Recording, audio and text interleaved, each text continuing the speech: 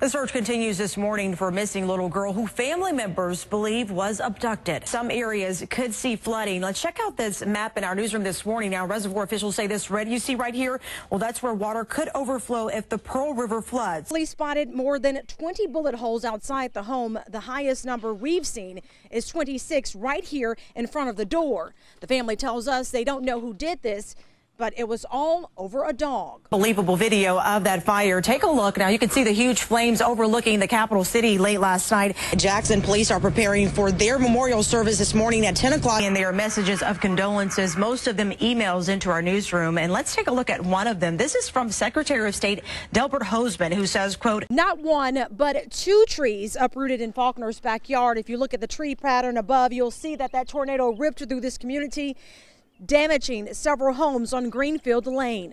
The damage from the fire is apparent inside of this home. Here in the living room, you can see that it is charred. On the other side of this wall, a burned bedroom. That all showed us this picture. It's Harvey with her 6-month-old baby girl who had an earache. It was taken at a hospital just hours before the shooting. It was all gone. I don't know what to do. This is all my house. Emotions high inside the Highland Trailer Park in Pearl. Daylight Tuesday revealed the full scope of the devastation for families who had to evacuate in the middle of the tornado outbreak. Which one is your trailer? That's the roof. That's the roof. That's the floor over there. Angela Davis, her husband, and 4 kids search for clothes, pictures, and any salvageable items. We're trying our best to gather what we can. Everything's ruined. The trailer park was in the direct path of severe weather. It ripped apart several mobile homes. Heavy winds knocked over this trailer. It flipped and landed into a neighboring mobile home. Pearl police went door to door Monday night, making sure everyone was okay. They wrote the word clear on every trailer that was checked. I didn't think that this was going to happen.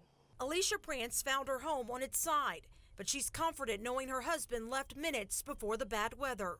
Now, you say he was sleeping on the couch. Yeah. And where is the living room? The living room is the part that's upside down. It's no more. So you're glad he got out? Yeah, he's lucky to be alive. Meantime, these families at Highland Trailer Park are working to piece their lives back together. In Pearl, Tiffaney Bradley, 16 WAPT News. People in Delo are repairing damage left behind from last week's strong river flooding. They got to replace all these tube floors, re-stub them. All the way on the other side, we've done the same thing. The water flooded Wendell Dickinson's family's trailer.